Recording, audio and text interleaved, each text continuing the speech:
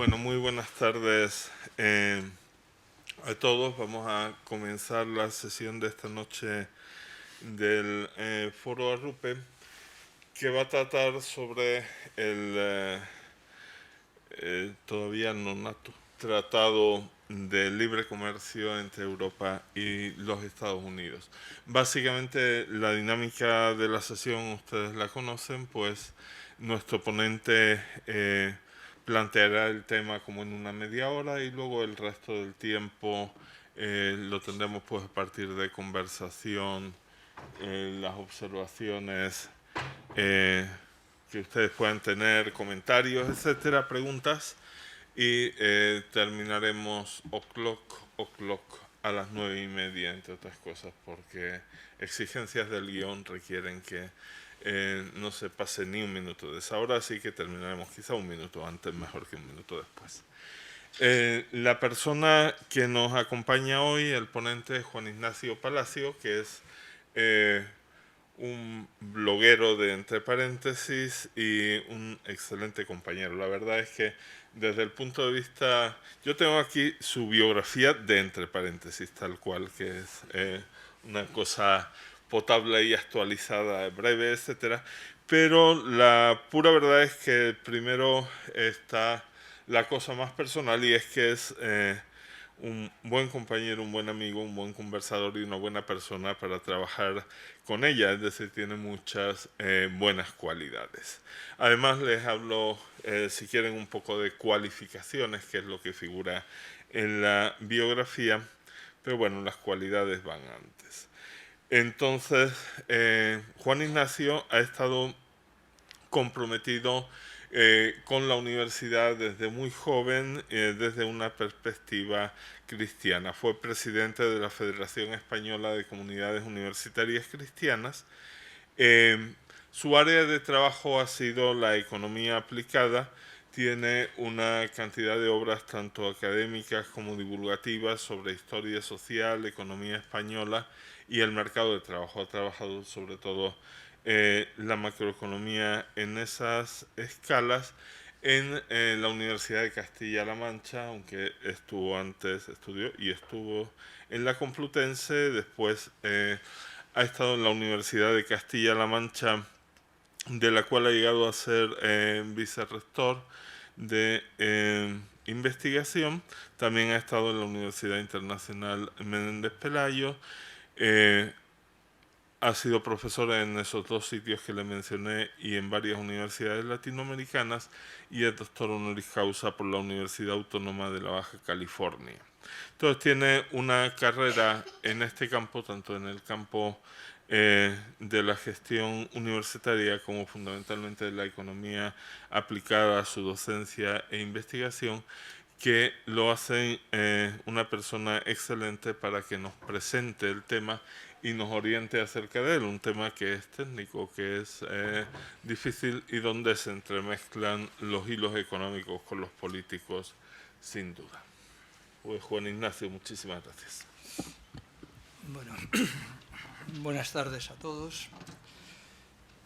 Bueno, en primer lugar... El micrófono... ¿Más cerca? Sí. Es que no sé si esto... Bueno, ¿Dices que funciona? toma. ¿Se oye? Sí, ¿no? Sí, se oye. Me acerco más de tal maneras. Bueno, quiero empezar agradeciendo, en primer lugar, a Daniel Izuzquiza, que es el que coordina todas estas cosas y que fue el que me ofreció la oportunidad de estar hoy aquí con ustedes. Y, por supuesto, a Raúl su presentación, y no solo su presentación, sino, como él mismo ha dicho, pues esa amistad y afecto mutuo y el trabajo conjunto que bajo su dirección, precisamente, al ser el responsable del área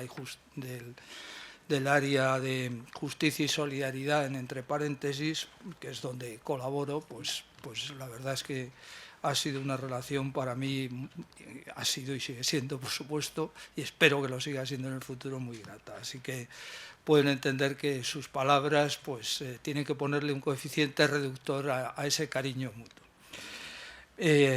Y por otra parte, la trayectoria académica, como yo digo últimamente, pues no es cuando ya uno ya ha llegado incluso a la edad de jubilación, pues es lógico que haya hecho alguna cosa, así que no tiene mayor mérito. Bien, el tema, efectivamente, como decía Raúl, es un tema muy complejo y que tiene muchas aristas, porque, para empezar, afecta a toda la economía, a todos los sectores económicos. Por lo tanto, es muy complejo de analizar los tratados, el que se acaba de firmar con Canadá, que también ha sido muy polémico, pues los textos, luego hay además anexos y hay reglamentos, interpretaciones que a desarrollar, pues son de más de 1000 páginas, con lo cual se puede imaginar que hay de todo. Además de la complejidad, perdón, que no quiero todavía, además de la complejidad, estamos en un contexto que nos llena de dudas, porque se ha producido desde que yo me puse a trabajar en redactar el artículo que se ha publicado en la revista Razón y Fe, que por cierto luego haré una aclaración al respecto, porque ha habido ahí una errata en el primer número. Se ha producido el Brexit, la salida del Reino Unido, aunque todavía está por instrumentar. Ha habido unas elecciones americanas que no cambian radicalmente el panorama, porque curiosamente yo en los últimos meses entraba a ver las opiniones de Hillary Clinton sobre el tratado y eran tan negativas o reactivas como las de Trump. O sea que tampoco Hillary Clinton estaba muy a favor, en principio.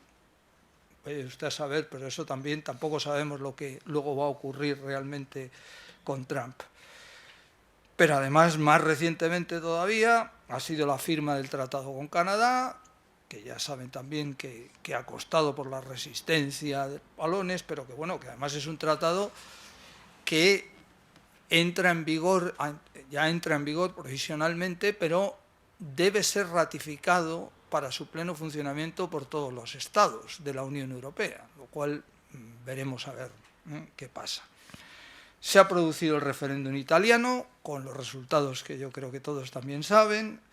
Ha habido elecciones también en Austria recientemente, que bueno, ha salido el candidato que sí es más favorable al mantenimiento dentro de la Unión Europea de Austria, ya una apertura de la Unión Europea, ya un entendimiento con Estados Unidos, pero que muestra también por lo que se está produciendo en toda Europa, que es una creciente fragmentación.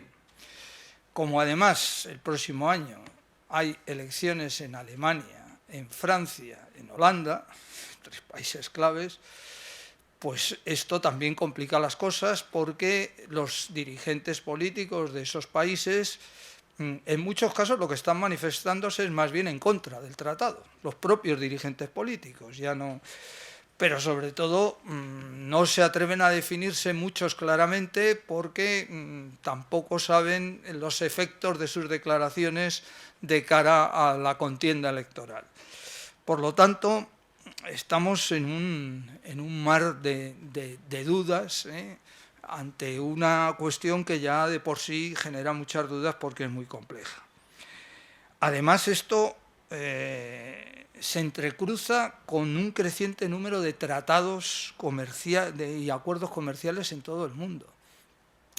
China firmó hace 2 años un acuerdo muy importante con Australia, se ha firmado el TIP, al que hago referencia, que es el Tratado del Pacífico de Estados Unidos con los países del sur del Pacífico, y está habiendo constantemente movimientos en ese sentido.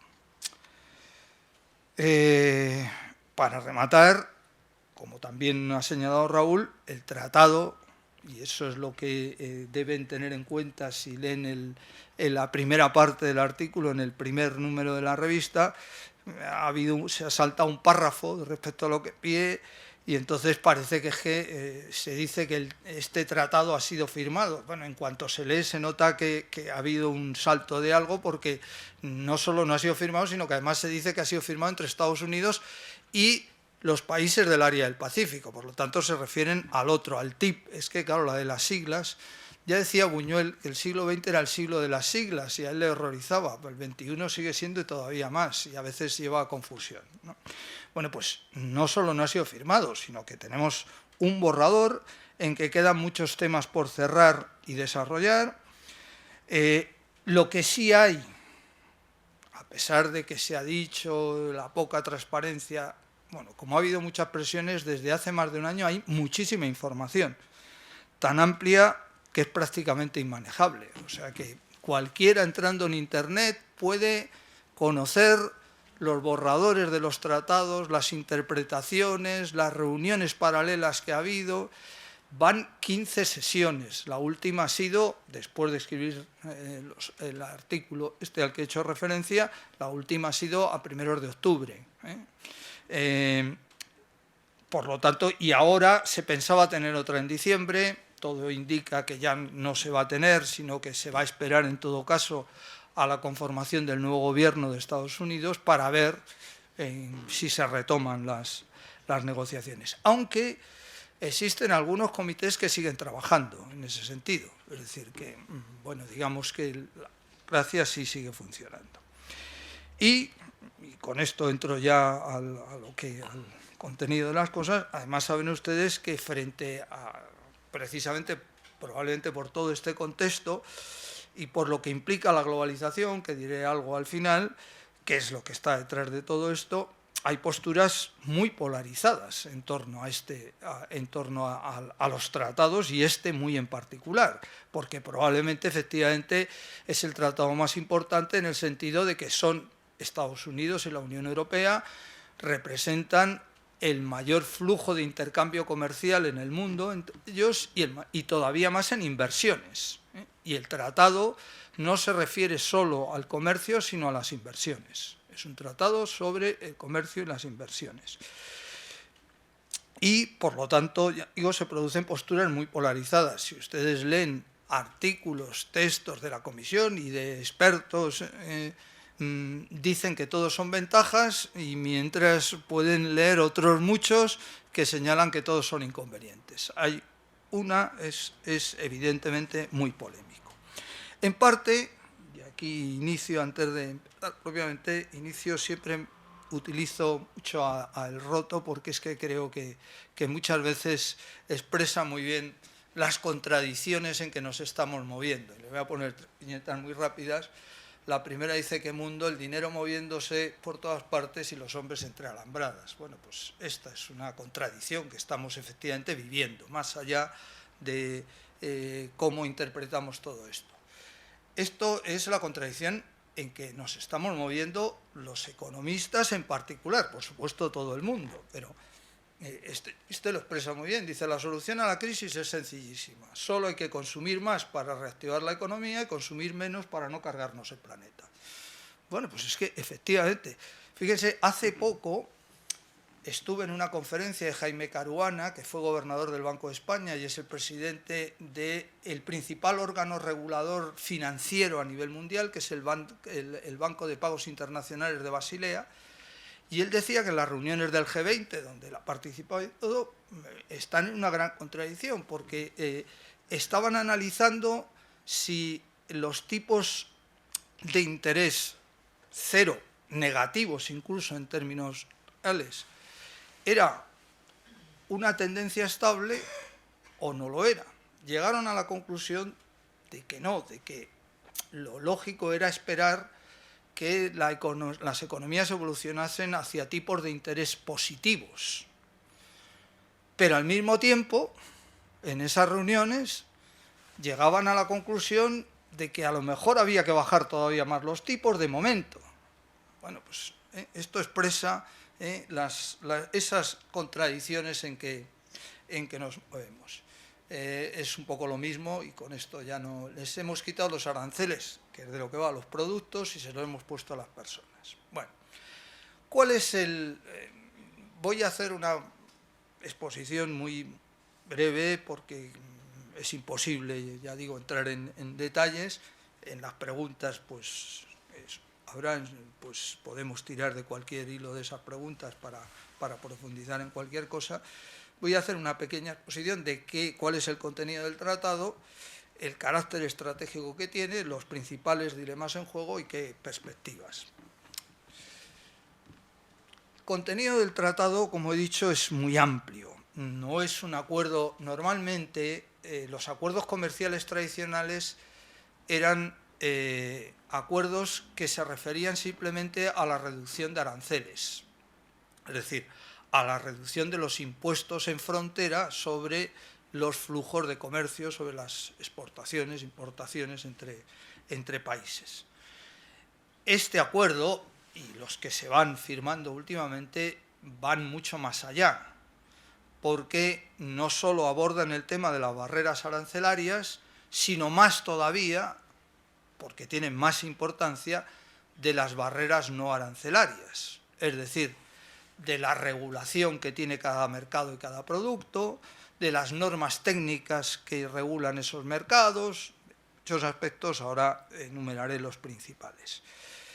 Fíjense que lo de menos en ese sentido son los aranceles, que antes era casi lo único, porque de hecho en las relaciones comerciales que tenemos entre Estados Unidos y la Unión Europea, que ya he dicho que ya son muchas, por lo tanto el tratado también hay que ver que va a regular algo que ya existe, no es que de pronto, porque eso parece a veces bien por los que exageran lo positivo, bien por los que exageran lo negativo, parece como si partiésemos de cero y de pronto fuésemos a empezar a comerciar con Estados Unidos, cuando existe un amplísimo flujo de exportaciones e importaciones y, como digo, más todavía de inversiones. Por lo tanto, no se trata de empezar de cero.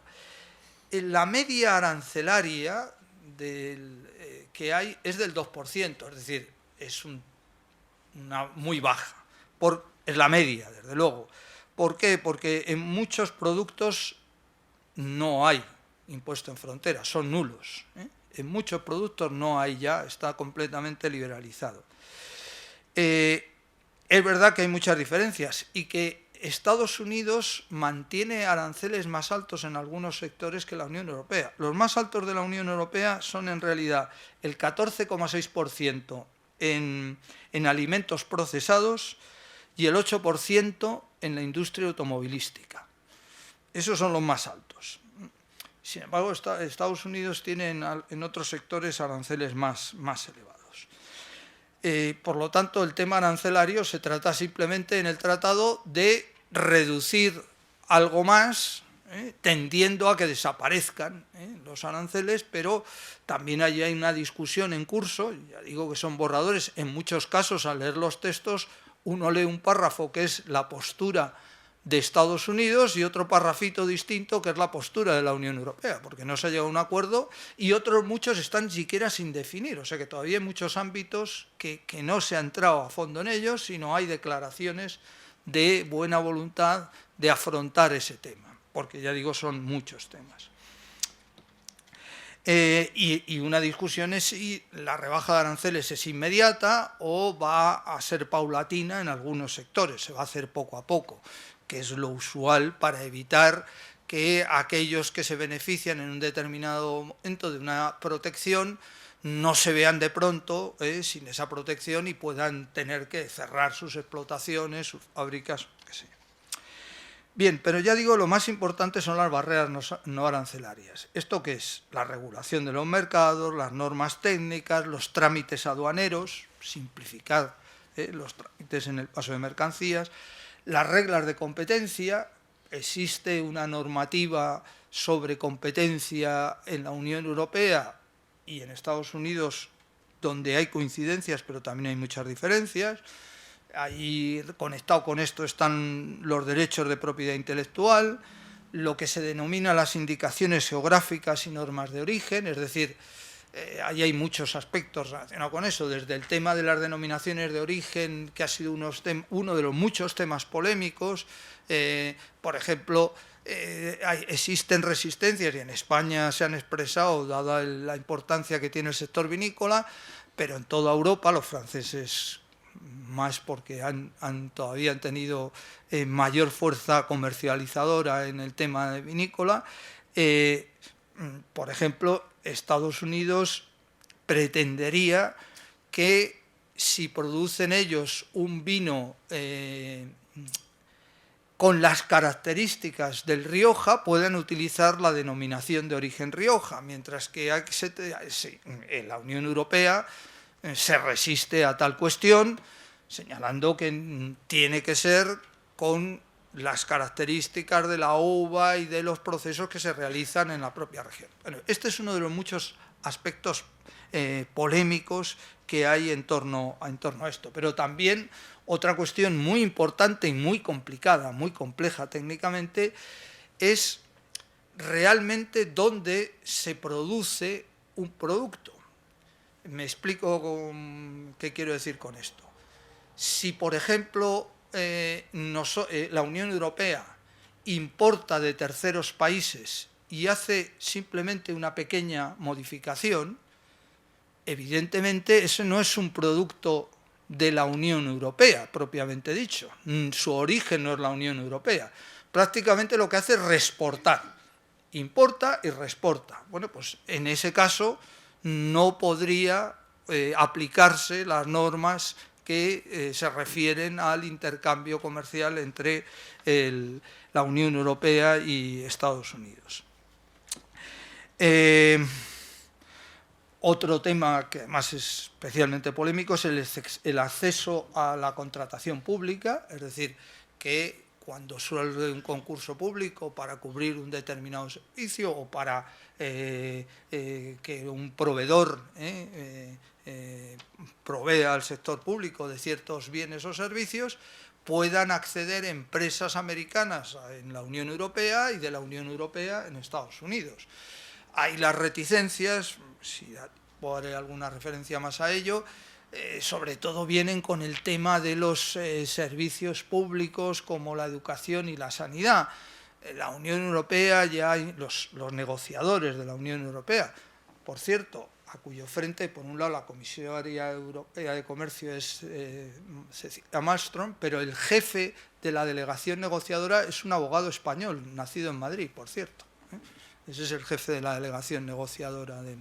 Bueno, pues los negociadores europeos señalan una y otra vez que en ningún caso va a verse afectado los servicios de educación y sanidad públicas por lo que se pueda acordar en el tratado. Algunos dicen, bueno, es que indirectamente a través de la subcontratación que se está haciendo al sector privado podría introducirse empresas. Bueno, todo es un tema y yo creo que eso los negociadores europeos lo tienen claro, de dejar bien claras las reglas de juego en ese sentido. Yo creo que tampoco hay que tener excesivas reticencias al respecto. Bien. Más aspectos, bueno, hay algunos sectores donde se analiza con particular detalle, que son sectores especialmente... esto está tomado de un libro, lo que he leído últimamente no coinciden exactamente los sectores, pero bueno, quizá porque desglosan el químico, en el farmacéutico, en el de pesticidas... Por cierto, uno de los más complicados y donde hay mayores problemas es el de cosmética, entre otras cosas, pero esto que sirva solo de ejemplo, porque ya digo, podría poner en cada sector problemas. Los Estados Unidos sí permiten que se hagan pruebas en animales, mientras que la Unión Europea no. Y entonces eso es uno de los muchos motivos de fricción también en las negociaciones, de si se pueden admitir productos en que al testarlos se hagan pruebas en animales o no. Los Estados Unidos no quieren ceder en ese sentido y la Unión Europea tampoco quiere ceder en esa cuestión. Bueno, voy a pasar porque, como he dicho, es muy amplio, abarca la mayor parte de los mercados de bienes y servicios. Hay una gran heterogeneidad entre los distintos mercados y sectores en cuanto a protección arancelaria y regulación. Hay una serie de cuestiones transversales que afectan a todos los sectores, los trámites en frontera, las inversiones, la interpretación de las normas y el arbitraje. Ahora hablaré de ello, de las cuestiones más sensibles.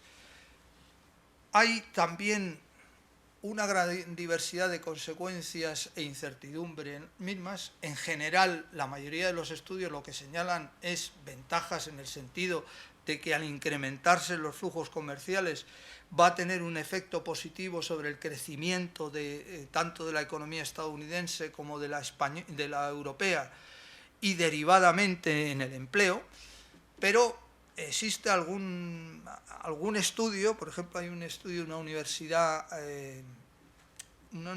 me parece que es canadiense, pero que ha analizado este tratado y ella señala, sin embargo, aunque es más excepcional, que puede haber más efectos casi negativos o que la economía tampoco tendría un efecto claramente positivo sobre el crecimiento de ambas economías. Bueno, realmente depende mucho de la metodología de cada uno de estos estudios porque, como pueden comprender, con tal complejidad y tal cantidad de variables económicas, sin contar las variables de contexto externos a la economía que pueden influir en ella, que detenerse en ello, es evidente, luego también al final insisto en ello, es evidente que cada vez que hemos caído en el proteccionismo ha sido negativo desde el punto de vista económico, político y finalmente social. Por lo tanto, una cosa es cómo se regulan los mercados, que eso es esencial. Por lo tanto, cómo se abren mercados más amplios. Y otra muy distinta es que los cerremos. Claro, las posturas extremas vienen también de que en economía muchas veces el pensamiento económico dominante ha entendido que para que haya competencia lo que tiene que haber es desregulación. Y no es verdad. No hay ningún mercado que funcione sin reglas de juego, ninguno. No hay ninguno. Unas son más explícitas, pero eso yo cuando lo explicaba en clase a los alumnos que explicaban estas cosas, cuando explicaba microeconomía aplicada al funcionamiento de los mercados, yo les ponía como ejemplo lo que en nuestra cultura es un ejemplo de competencia más evidente para todos, que son las competiciones deportivas. Les decía, ¿imagináis algún deporte en que no hubiese reglas? Yo les ponía el ejemplo cuando me fui de la Complutense a la Universidad de Castilla-La Mancha, estaba en Albacete, que ya saben que tiene tradición de las navajas, y les decía, ¿qué pasaría si para que hubiese mayor competencia en un partido de fútbol se dijese, bueno, pues no hay reglas, cada uno que meta gol en la portería contraria como pueda? Pues evidentemente les decía, el primer día los más fuertes acabarían avasallando, entonces los otros al siguiente partido se comprarían unas navajas, con lo cual aquello ya sería el caos. Al siguiente los otros llevarían pistolas y lo que no habría es competencia porque se acabaría. Julio Segura, que fue catedrático jubilado de la Complutense, quizá el más prestigioso catedrático que hemos tenido en España en temas de microeconomía, y que fue el presidente de la Comisión Nacional del Mercado de Valores, hasta hace relativamente poco, decía en un artículo, el que además claramente opta por la liberalización decía, es muy difícil, es casi imposible, que haya una regulación tan mala, porque efectivamente puede haber regulaciones malas de los mercados, que sea peor que la falta de regulación. Y es evidente. En todos los mercados, y además en cada mercado tiene reglas distintas. Como yo también les decía, si se aplicasen las reglas del baloncesto al fútbol o al balonmano, pues sería un caos. Por eso es esencial unas reglas de juego, unos árbitros. En todos los países hay ya órganos de defensa de la competencia. A China no la dejaron entrar hasta el 2001 en la Organización Mundial de Comercio, hasta que no tuvo órganos de defensa de la competencia. Es fundamental también, pues, claro, si hay reglas y no hay árbitros, luego los árbitros ya se sabe siempre que han sido y siguen siendo muy discutidos, pero si no los hay, ya entonces... Bueno, como ven,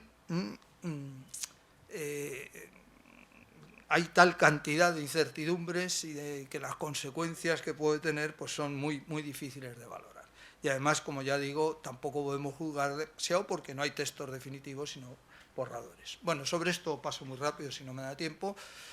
Evidentemente, no solo porque existen unas amplias relaciones comerciales entre Estados Unidos, unas amplias relaciones económicas entre Estados Unidos y la Unión Europea, es que las relaciones entre Estados Unidos y la Unión Europea vienen de muy atrás, y esa fuerte integración comercial, pues por no irnos todavía más atrás, podemos empezar con el Plan Marshall, la Declaración Transatlántica del año 90, y se van generando una serie de órganos y acuerdos que acaban llevando a que en el año 2011 se cree un grupo de trabajo sobre el empleo y crecimiento que participan en 2 países y que se inicien las negociaciones del tratado hace 3 años.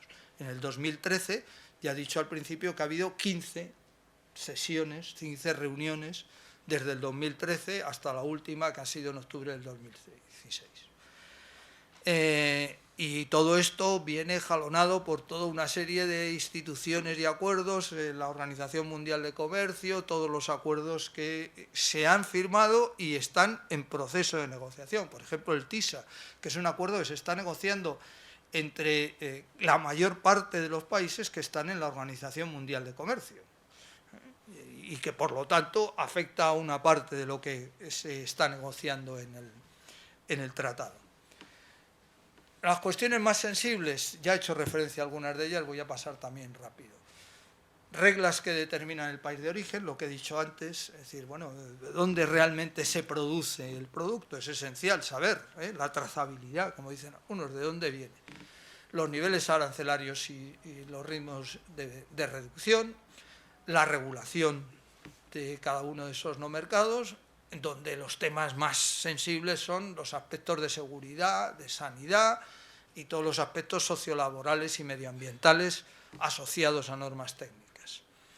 Ahí hay una discusión también si se debe llegar siempre a normas comunes o debe haber un mutuo reconocimiento del respeto de lo que cada uno tiene, con lo cual evidentemente no es eliminar del todo las barreras, porque eso significaría que en algunas cosas no podría exportar Europa a Estados Unidos si no cumple las reglas de Estados Unidos, y a la inversa. O que fuese imposible porque no hubiese ni siquiera mutuo reconocimiento, en cuyo caso eso quedaría estancado. Hay además una distinta cultura. La Unión Europea parte mucho del principio de precaución, por ejemplo, en todo el tema alimentario, que es de los más sensibles. Dice, no, para que algo se pueda, y en el de medicamentos igual, para que algo se pueda introducir en el mercado, primero debemos hacer toda una serie de pruebas que nos permitan afirmar que ese producto se puede comercializar.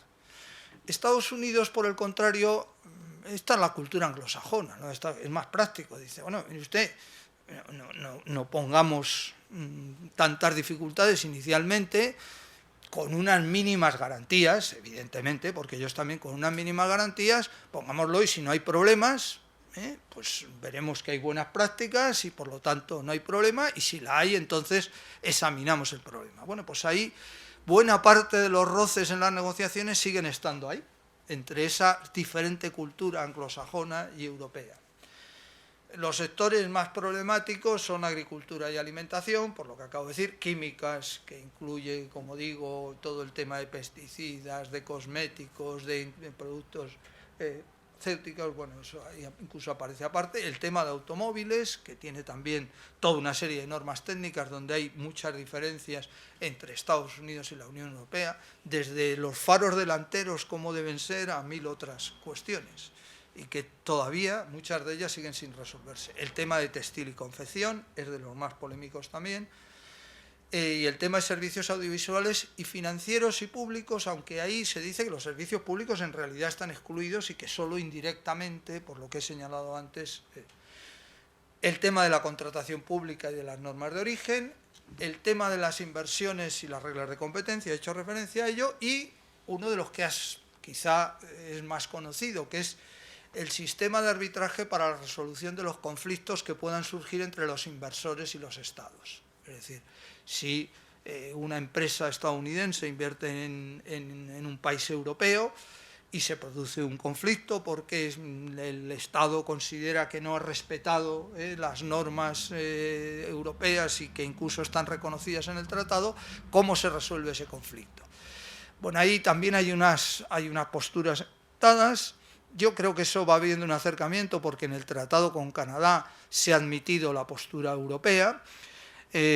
La postura americana es que deben ser jueces rotatorios y además de instituciones independientes, no vinculadas en ningún caso con los estados. La postura europea, que yo creo que al final Estados Unidos va cediendo, es que haya unos jueces fijos, nombrados, por supuesto se irán renovando, serían 15, nombrados por acuerdos entre los estados y con participación también de otros agentes interesados, pero que fuesen hijos, 9 que serían los que resuelven los normales y otros 6 que serían jueces de apelación. Bueno, pues ahí todavía no se ha llegado a un acuerdo también en ese aspecto, pero ese es uno de los puntos, junto con otros que he señalado, como los temas laborales, medioambientales, que las organizaciones más críticas dicen que no puede ser que los estados se vean sometidos a las multinacionales porque los jueces sean de instituciones privadas independientes sobre las que los estados no tienen ningún control. Bueno, pues ya ven que es un tema más polémico. Bueno, esto me lo voy a saltar también, muy deprisa. Ya digo que en general los estudios lo que muestran es que es lógico, si se quitan barreras arancelarias y no arancelarias, que se incremente el comercio, eso es lógico entre los países. Pero es verdad que esto en todo caso tiene efectos muy desiguales por países, por sectores y por tipos de empresa. Hay un especial interés en favorecer con el tratado a las pequeñas y medianas empresas y de hecho la Comisión Europea insiste en que actualmente, precisamente porque las reglas de juego son muy complejas y son poco transparentes, las principales perjudicadas, y hay más trámites, las principales perjudicadas son más las pequeñas y medianas empresas que las grandes, que esos temas pues tienen más medios para resolverlo. Bueno, pero no deja de ser ahí un tema complicado. Igual pasa, también hay muchas reticencias ciudadanas, ya no digamos de los estados y de las empresas, por las posibles desigualdades de renta, los efectos sobre la salud, los posibles efectos sobre derechos sociolaborales, el tema que ya he señalado de servicios públicos, derechos humanos y ambiente. Un tema del que se habla menos y que sí se hace referencia también, sobre todo en los estudios, no tanto en el tratado, es el tema de cómo esto afecta a terceros países, porque, ojo, evidentemente esto afecta a terceros países. Y de hecho, hay una cuestión que sería una discusión más amplia que habría que tener y que no es a veces la que propicia esto, y es precisamente si lo que está empezando a haber es una política de bloques, de acuerdos entre zonas, en vez de un mayor multilateralismo. Existe la Organización Mundial de Comercio donde están todos, pero la verdad es que, y no creo que sea culpa de China, por lo menos exclusivamente, desde que ingresó China, bueno, ya estaban estancadas las negociaciones de Doha, que son anteriores.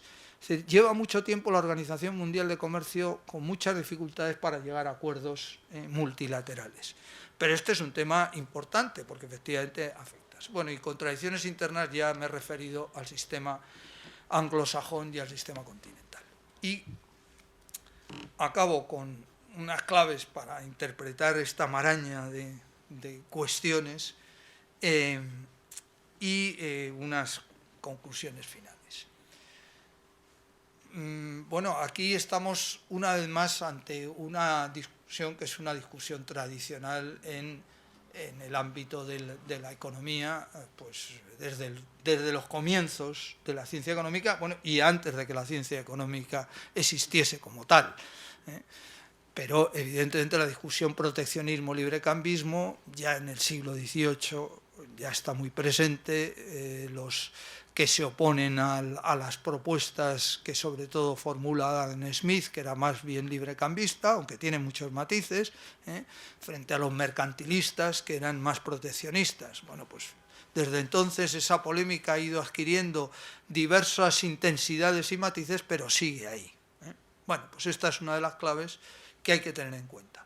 Segunda, que esta se suele tener menos en cuenta y que no voy a poder desarrollar, pero que sería quizá la más importante. He hecho antes una breve referencia a qué se entiende por competencia. ¿Y por qué digo que es muy importante, aunque no lo vaya a desarrollar? Fíjense, si uno no es competente, y tomen competente en el sentido que en español, en castellano tiene, esta persona es más competente, este médico es muy competente. Evidentemente, cuanto menos competente es uno, más miedo tiene a... Pero claro, una cosa es que uno haga un esfuerzo para que la gente pueda tener medios, la gente, las empresas, los países puedan tener medios para ser más competentes, y ya digo, por esto sería un tema largo de desarrollar, y efectivamente ahí hay que hacer un esfuerzo, pero otra es decir, bueno, pues oye, a mí que me dejen como estoy, que me protejan. Hombre, mire usted, tendrá usted que hacer algún esfuerzo. Fíjense, hasta qué punto esto es importante. Esto es una opinión muy personal, pero vamos, lo ha dicho también Raúl en la presentación. Quizá he escrito sobre distintas cosas, porque era profesor de economía española y también he dado economía internacional, pero sobre todo en temas de mercado de trabajo. Yo creo que el alto desempleo que siempre ha tenido España, porque no es un problema de ahora,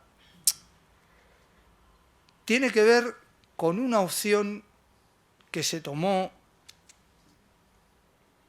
pues ya en los años 60, pero bueno, como la liberalización era muy escasa, pero que luego se acentúa, que es que, bueno, abrámonos al exterior, somos uno de los países que mayor cambio ha dado de un sistema muy cerrado, que venía de la autarquía, que era ya la cerrazón total después de la guerra civil, a un sistema muy abierto. Somos de los países en que ha crecido más el porcentaje de exportaciones e importaciones respecto al PIB.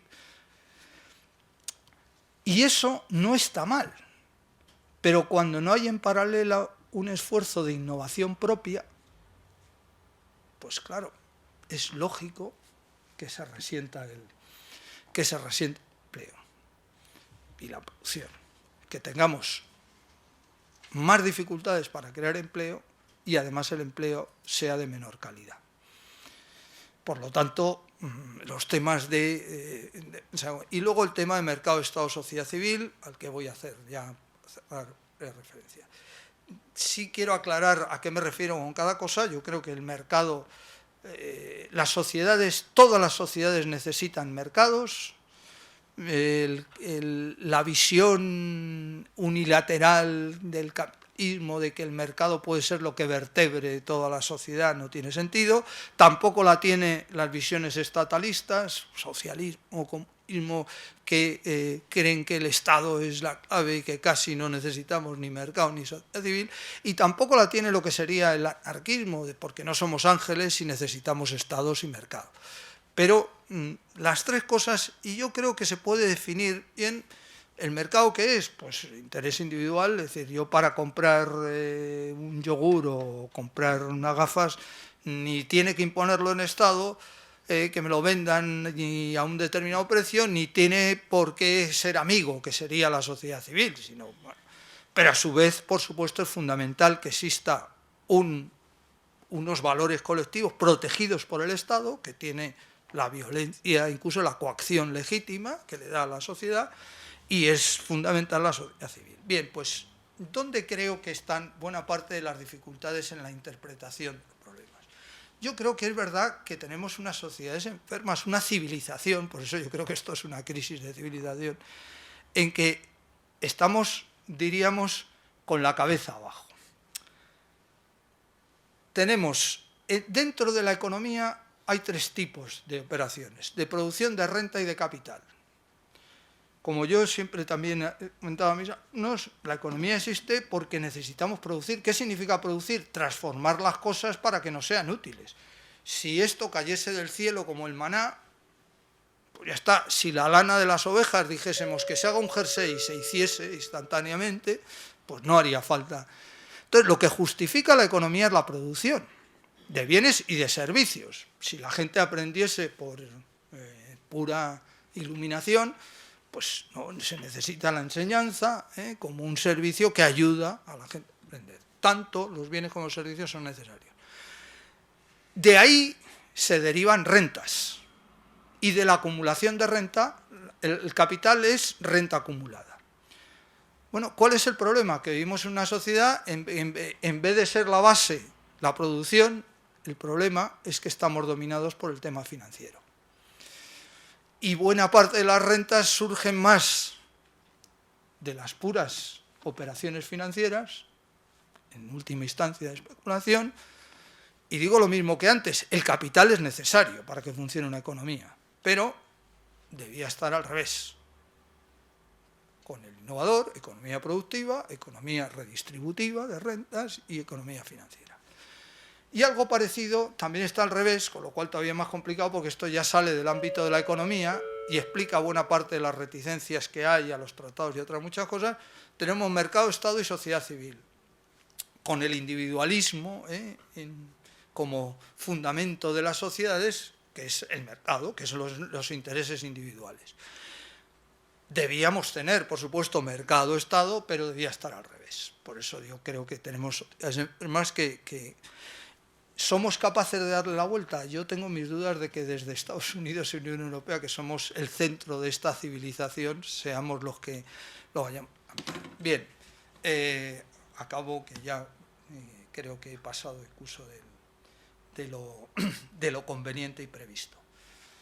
Como ven, estamos ante un tema de una gran complejidad y donde es difícil alcanzar equilibrios porque siempre va a haber además beneficiados y perjudicados. El tema es que no haya unos muy beneficiados y otros muy perjudicados, de manera que haya tal diferencia entre los beneficios y perjudicados que ni siquiera basten normas de compensación, que habría que establecer para los perjudicados. Pero cuando es demasiado, efectivamente, entonces ahí hay que encontrar un difícil equilibrio. Las críticas nunca deben esconder que detrás muchas veces lo que hay son pasividad y corporativismo. Es decir, mire, usted dice, no, es que estamos en contra. Bueno, pero explique usted un poco por qué. Porque claro, si usted lo que está defendiendo son puros intereses corporativos de que usted se siente muy cómodo, protegido, y ahí no me refiero solo a grandes empresas, que por supuesto, sino muchas veces, insistiendo, en nuestro país es evidente.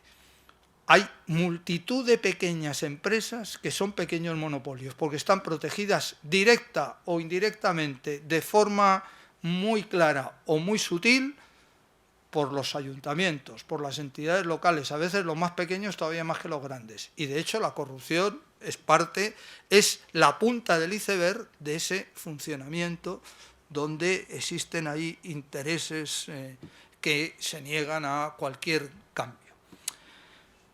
Tenemos una debilidad en la sociedad civil, lo he señalado, y esto genera desconfianza hacia el liderazgo político y las élites.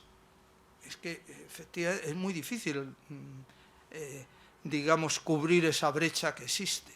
Tenemos ahí un gran problema, en que hay responsabilidad por ambas partes, porque tenemos sociedad civil débil, muchas veces somos muy pasivos, y evidentemente por lo que se denomina clase política, que no sé si es el término más adecuado, y que en todo caso reflejan de alguna manera la sociedad, tampoco son los políticos. Y de lo que no voy a hablar, pero en realidad sería objeto de charla, pero que es la clave de todo lo que está detrás, es que, claro, estamos ante un reto enorme que es la denominada globalización. Y que si me da eso, Raúl, simplemente les digo una cosa. La globalización, algunos dicen que es la simple intensificación de las relaciones económicas a nivel mundial. Yo creo que no es eso. No es que aumente el comercio, aumenten los flujos de inversión y las transferencias tecnológicas. No, no, es algo nuevo. Sino además ponerle un nombre y darle tanta importancia, es algo nuevo. La globalización es la integración del sistema productivo a nivel mundial, no del intercambio de comercio o de los flujos, sino que se produce lo que, haciendo un paralelo con esa idea de la aldea global, la fábrica global. Y les pongo un ejemplo, y aquí sí, a lo mejor poner un ejemplo para que además me calle. Fíjense, en los años 60, ¿de dónde venían los coches Renault o Ford o General Motors? De Francia y de Estados Unidos. Cuando se instalan, eso le llamo yo internacionalización, una fase de internacionalización que sobre todo se intensificó desde finales del siglo XIX, con el abaratamiento de los costes de transporte a nivel internacional, la aparición de nuevas tecnologías en ese sentido. Cuando se instalan aquí la Ford, la General Motors y la Renault, es evidente que ya no vienen de Estados Unidos los coches, ni que importa los costes de producción en Estados Unidos o en Francia, porque se producen aquí. ¿Qué se ha desplazado? El capital y la tecnología, porque eso sí, el capital es norteamericano y ya no son los estados los principales protagonistas, sino las empresas multinacionales. Bueno, la globalización ahora da un cambio global, porque ahora los coches y casi cualquier producto, ¿dónde se produce? Una cosita, un componente en un país, otro componente en otro. A veces un país lo único que hace es ensamblar. Caso de México, por ejemplo, con las llamadas maquilas en que importan. Por lo tanto, esto explica muchos fenómenos, el comercio cada vez es más intraindustrial, los fenómenos de externalización de tareas, y claro, esto crea muchos retos y mucha complejidad. Y frente a este reto, pues, y sobre todo a la fuerza que China tiene, porque son los que, sin haber hablado de globalización, han tenido siempre más claro que para competir en la globalización lo esencial es el conocimiento que permite controlar la información.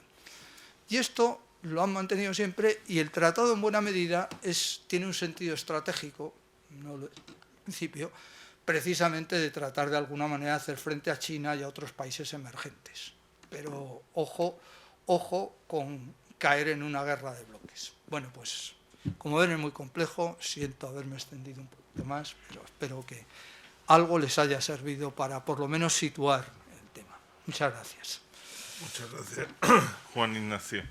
Entonces, Brígida tiene el micrófono, si ustedes quieren hacer preguntas, comentarios.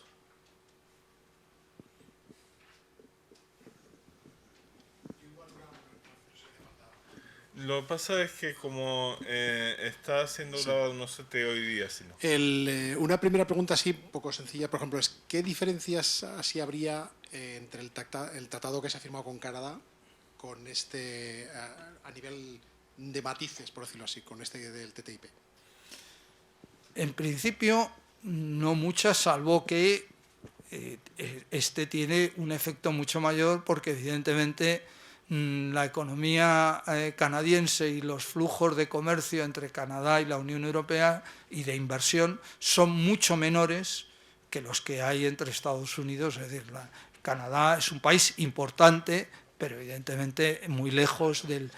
Pero si uno lee el tratado con Canadá y lee los borradores del tratado con la Unión Europea, aparecen los mismos temas, y en la mayor parte de los casos donde ya se ha llegado a acuerdo, en otros es que no se ha llegado a acuerdo, se dicen las mismas cosas.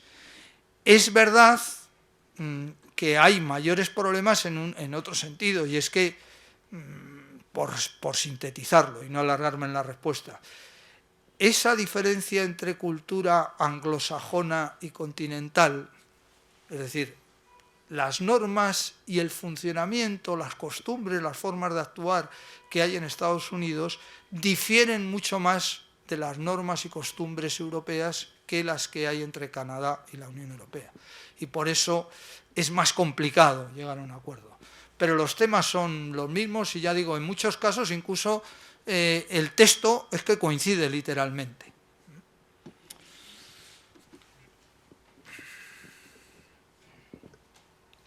Sí, buenas noches.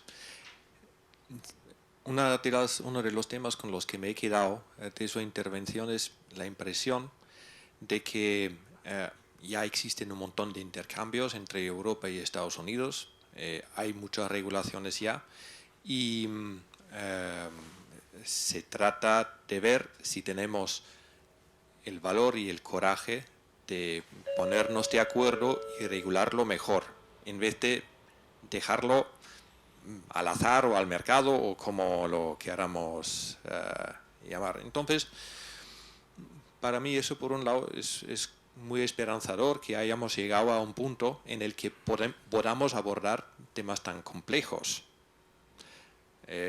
Luego, ¿cuál es el resultado? Y ahí no sé si eso, si mi apreciación sería que hasta ahora crear espacios más grandes a nosotros al menos nos ha favorecido. Nosotros digo a los europeos y a los norteamericanos.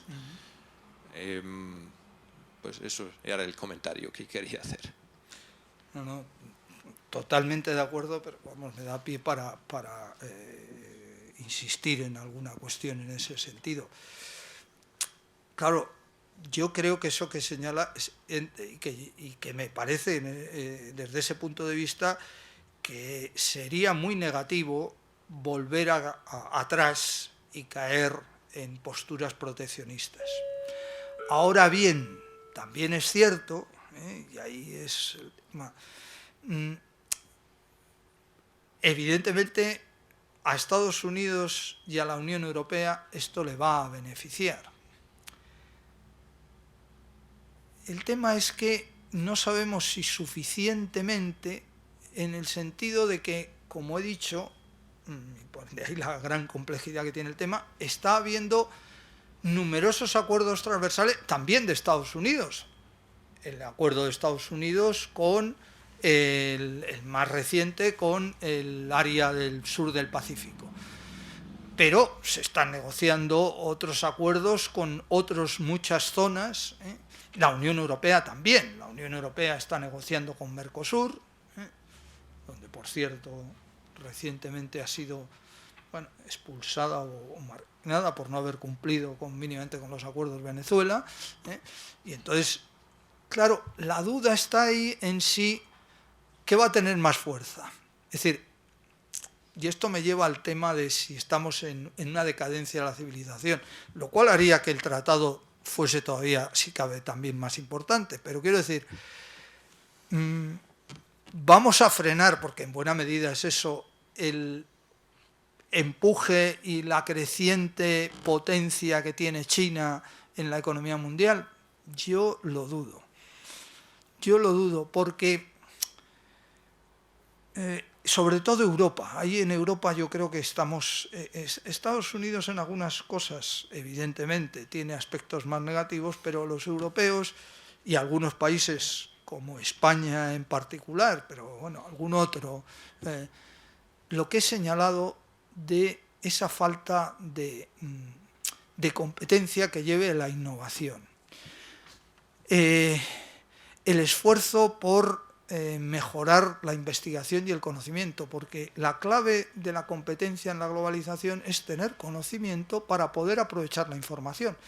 Porque el gran cambio que permite que hablemos de fábrica global es que la información, las nuevas tecnologías nuevas ya no son nuevas, las tecnologías de la información y la comunicación lo que precisamente permite, igual que el abaratamiento de los costes de transporte permitió que se comerciase con mercancías que no merecía comerciar, tenían que ser productos muy caros para que se pudiesen importar o exportar. Por eso, por la ruta de la seda, que se negociaban productos carísimos, la seda y ciertos productos que tenían un valor muy elevado, porque si no, el transporte, evidentemente los costes de transporte, pues igual que los cambios tecnológicos permitieron que se incrementase los flujos de exportación y luego otros cambios tecnológicos permitieron esos flujos de capital y tecnología, Ahora la información es que puede reunirse en un punto del mundo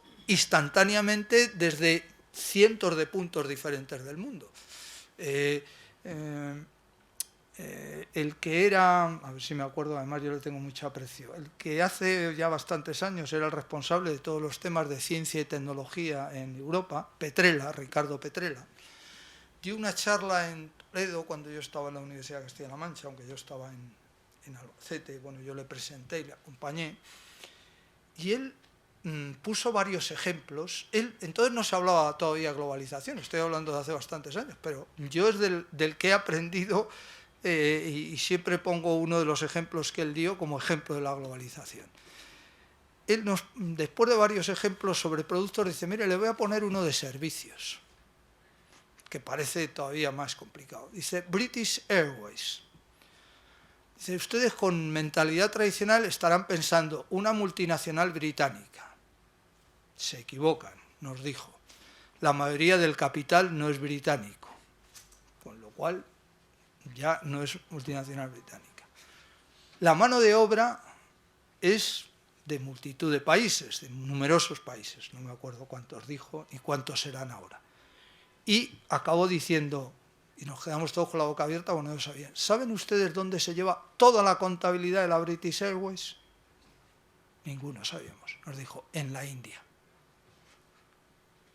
Porque allí hay una buena tradición de formación de contables, conocimiento, y la información llega instantáneamente desde cualquier punto de venta de la British Airways. Lo que hace falta, fíjense, nos pasa, esto ya es hasta una experiencia cotidiana, ¿qué nos pasa cuando entramos en la red?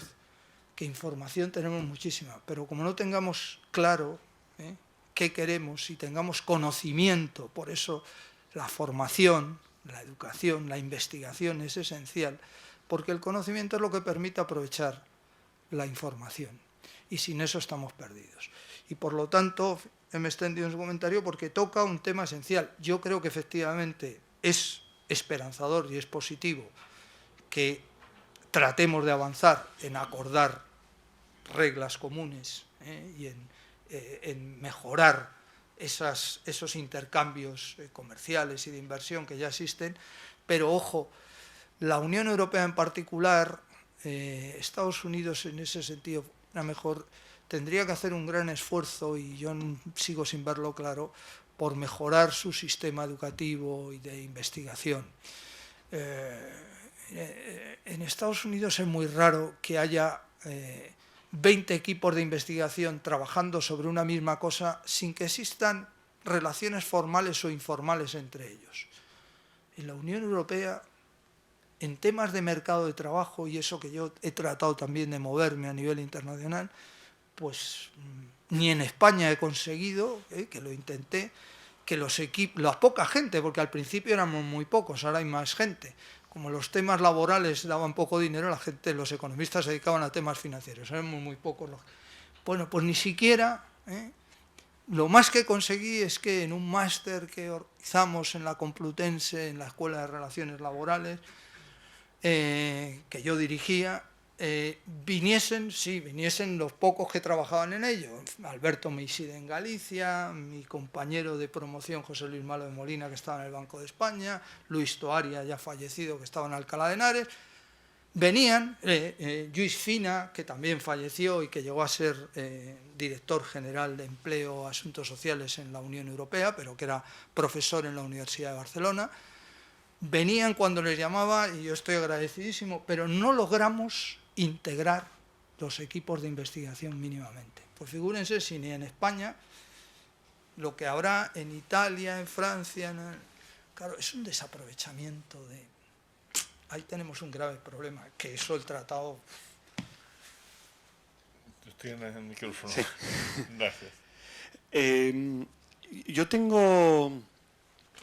O sea, valorando las potenciales ventajas, tengo dudas, sin ser un crítico, sobre los beneficios, o sea, sobre posibles desventajas que haya soterradas, porque la sensación por lo que usted ha dicho es que el tema arancelario no es un problema grave, salvo en pequeños sectores, en todo este acuerdo. Por lo tanto, parece que es más un acuerdo de leyes, de normativas y demás, que ahí pueden provocar pérdidas de identidad, porque ahora mismo hay un flujo comercial brutal, parece que es casi 2/3 del mundial, y no se puede decir que esté protegido, ¿sabes? Porque es muy amplio.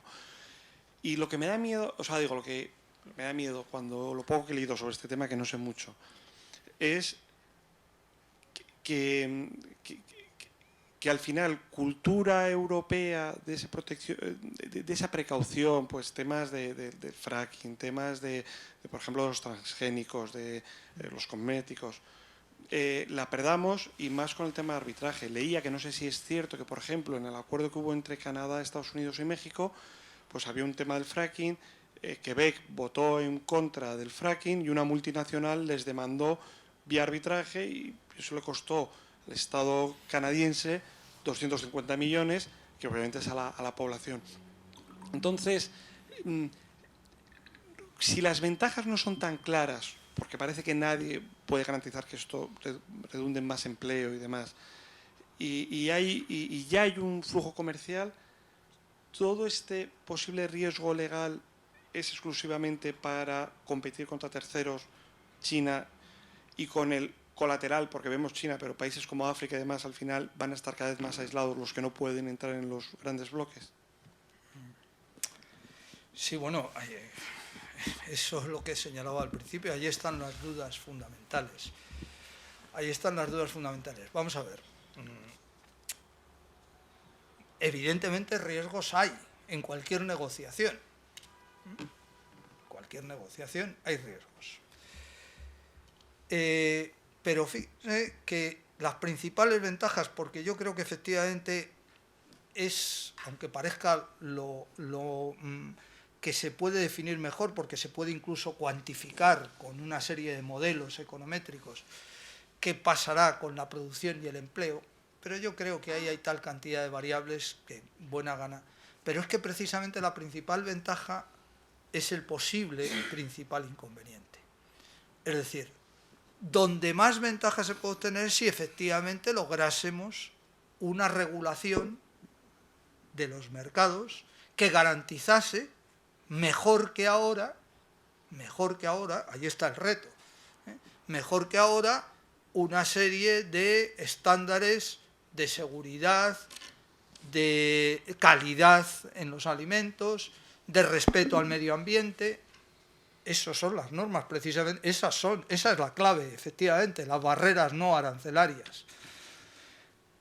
Que se pueda conseguir, lo más probable es que, hombre, ahora mismo, no solo porque haya manifestaciones, aunque ahora incluso se han acallado, ahora mismo todo indica que lo más probable es que no tenga continuidad el tratado. Insisto, no tanto porque haya salido Trump, porque tampoco Hillary Clinton parecía muy favorable. Si entran en internet y ponen TTIP Clinton, encontrarán declaraciones de ella de los últimos tiempos que no eran favorables al tratado. Encima, en una situación como la que está la Unión Europea, de fragmentación va a ser muy difícil. Por lo tanto, yo creo que claro que existen esos peligros, pero es el peligro de cambio. Y ahí lo importante es, y ahí ya pongo diversos niveles, uno, que fortalezcamos la sociedad civil, es decir, si nosotros tuviésemos unos niveles asociativos en que, por ejemplo, mediante redes comerciales tuviésemos asegurado el abastecimiento de una serie de productos frescos, ya se puede firmar el tratado que quiera, que el efecto iba a ser limitado o nulo. Por lo tanto, por un lado está que la sociedad civil se fortalezca. Por otro lado, que los estados, los negociadores, si uno lee los papeles, que ya digo, se encuentran todos, muchos todavía están solo en inglés, pero hay toda la información que se quiera, está en internet, la Comisión Europea informa absolutamente de todo. O sea, ya transparencia y total. Estados Unidos tiene menos transparencia, Estados Unidos publica menos cosas. Y algunas cosas que no publica la Unión Europea es porque Estados Unidos no le deja, pero no porque... Los negociadores insisten en que ellos no van a ceder en ningún caso, ni en las principales reivindicaciones, en los temas que ha señalado. Claro, dicen, ¿nos fiamos? ¿No nos fiamos? Bueno, pues... Muchas gracias. Dos preguntas. Hasta ahora los tratados comerciales, pues son eso, comerciales. Bienes, servicios, etc. Para hacer una globalización de esta índole en la que estamos, habría que globalizar también los sistemas políticos, porque claro, competir con China va a ser muy difícil para las democracias occidentales. Primera pregunta. ¿Habría que hacer a la vez una globalización política? No digo que sea mejor la democracia que la dictadura china, la dictadura política en una economía de mercado, pero en fin. Y segunda pregunta. Digamos que la globalización lo que hace es acelerar la homogeneización de la sociedad. O sea, las sociedades se están mezclando. Ya no hay continentes puros, razas puras, es decir, vamos a una convergencia de todo. En esta convergencia, en corto y medio plazo habrá perdedores y habrá ganadores. Yo quiero saber si en ese corto y medio plazo los perdedores son las clases medias occidentales y los ganadores son las clases pobres de los países emergentes, aunque luego al final los ganadores sean todos, porque digamos que al final vamos a ser todos clases media, o van a ser. Una reflexión, esto más que nada es una reflexión. Muchas gracias. Muchas gracias, porque bueno, las dos cuestiones que plantea son, digamos, la esencia ya, dentro de los muchos temas, la esencia de todo. Las dos cuestiones que plantea son la esencia de todo. Y que tiene que ver con lo que señalaba al final de mercado, Estado, sociedad civil. Vamos a ver. Globalización política. Evidentemente, avances en ese sentido tendrá que haber, y las organizaciones que ya existen, desde Naciones Unidas a otras, tendrán que irse renovando. Algo se han renovado, China ya está presente, incluso en los órganos fundamentales, etc. Evidentemente, lo que no podemos esperar es que, porque no lo hay, ni siquiera ni a escala de país, ni a escala de región, o unidad autónoma o Estado, dentro de un federal, es que haya una regulación política tal que sin sociedades civiles fuertes, y entonces ahí voy y que tiene que ver con lo segundo que ha planteado. Vamos a ver, la globalización, si realmente fuésemos capaces de generar valores, que es verdad que existen más, y ahí está el tema de los llamados países pobres.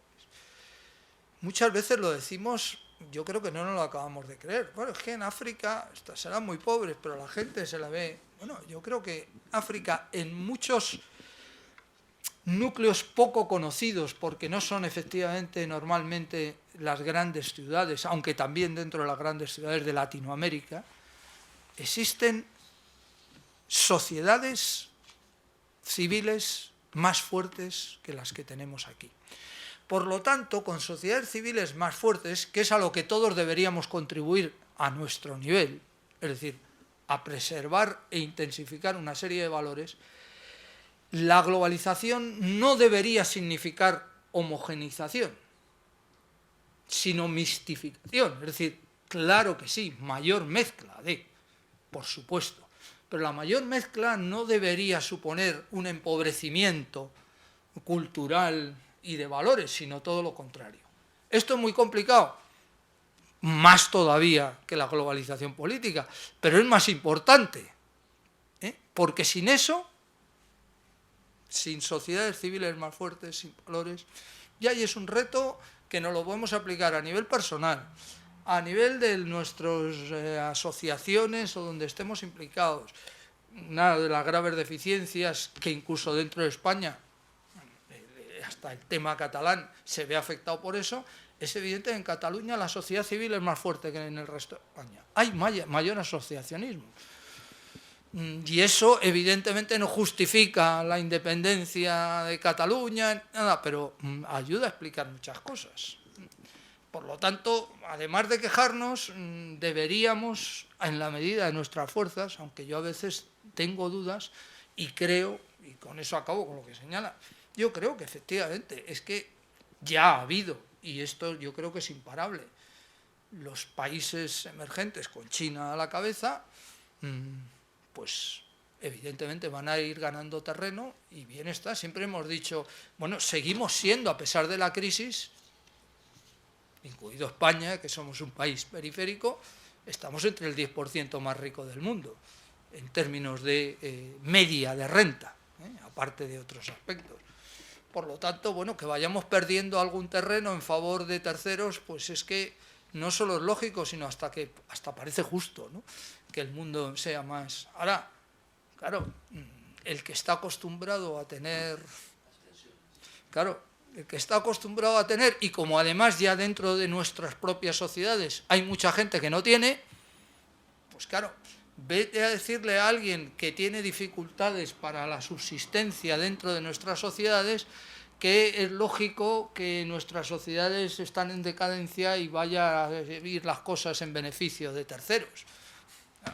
Muy complicado, muy complicado. Evidentemente,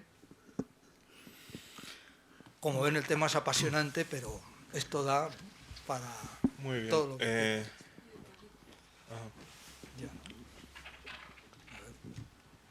Ya depende de...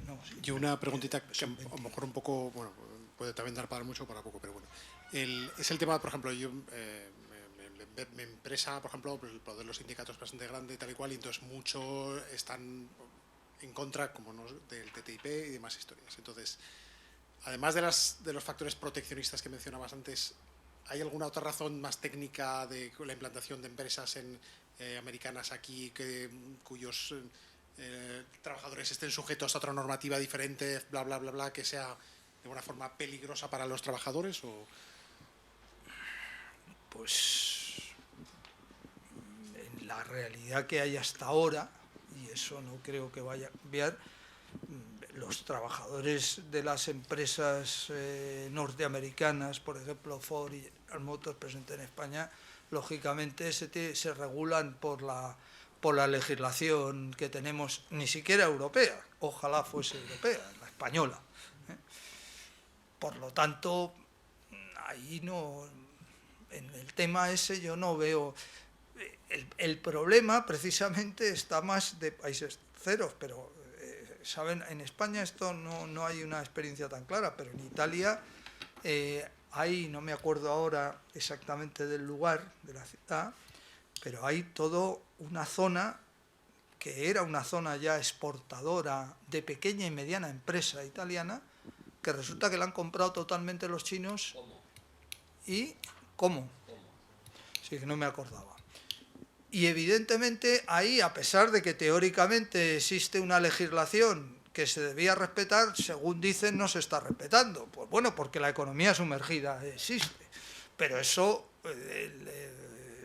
esto sí que el tratado no interviene ahí, porque esos son terceros países incluso. O sea que, aunque una de las cosas que dicen también los negociadores europeos y americanos, claro, ellos defienden el tratado a costa, dicen que precisamente si se lograse establecer unas normas más razonables, sería más fácil avanzar hacia normas ya multilaterales. Es decir, que si efectivamente la Unión Europea y Estados Unidos llegan a un acuerdo en que los derechos sociolaborales y medioambientales quedan mejor regulados que lo que están ahora, sería más fácil imponerlo a terceros. Bueno, no sé si será más fácil o no, pero bueno, esto es lo que se dice y yo creo que en muchos, desde luego, sinceramente lo intentan, que lo logren o no. Bueno, muchísimas gracias, Juan Ignacio, y muchas gracias a todos ustedes por su presencia aquí. Espero que tengan una feliz Navidad, un buen fin de año. Muchas gracias a todos.